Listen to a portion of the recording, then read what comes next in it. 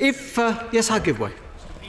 Well, could he explain to the House how Wales, with income tax devolution, will continue to benefit, like the northeast of England, for example, a comparable area does, from the redistribution of income and wealth that comes through the Barnett formula, albeit imperfectly, from the 40% of GDP that exists in London and the southeast of England if income tax is devolved? That's an important point, Mr. Speaker, and of course it's a matter that would have to be debated in a referendum. My own view, as he knows, is that Wales would benefit from a modest reduction in the rate of income tax. But I have to remind him that all that we're talking about is a referendum which would empower the Welsh Government to decide upon the rate of tax that it wanted to charge to the Welsh people. If I could just finish the point. If it decided, for example, that it didn't wish to do so, then there would be no compulsion upon it to do so. However, what it would do would be to provide Wales with an additional borrowing stream referable to the level of income tax devolved. It would also provide, I would suggest, a powerful incentive to the Assembly Government to grow the Welsh economy, because clearly the more the economy grows, the more would be the revenue. I give way. I understand the Secretary of State's point.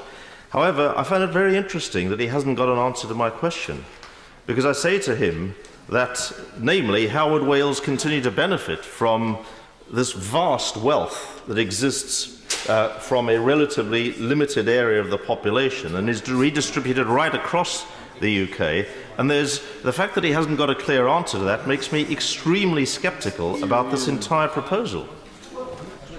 Clearly, Wales would not be deprived of Barnett consequentials, and he knows that.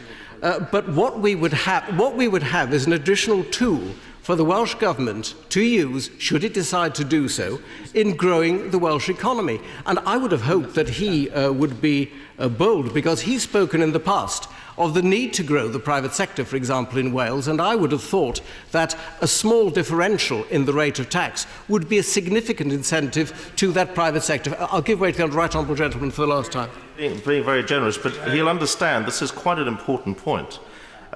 The Barnett consequentials will continue to come through from that portion of income tax which remains reserved to the Treasury. But the bit that is devolved under the scenario he's proposing would not, unless there's some kind of compensating sort of mechanism which is not described, and that's what makes me extremely sceptical about it.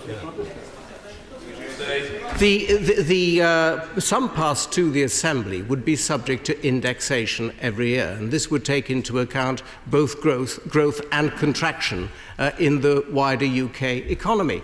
So there is a mechanism built into the bill, if I may finish and then I'll give way. There's a mechanism built into the bill which I feel addresses the point that the right honourable gentleman quite properly raises. I'll give way to the honourable gentleman.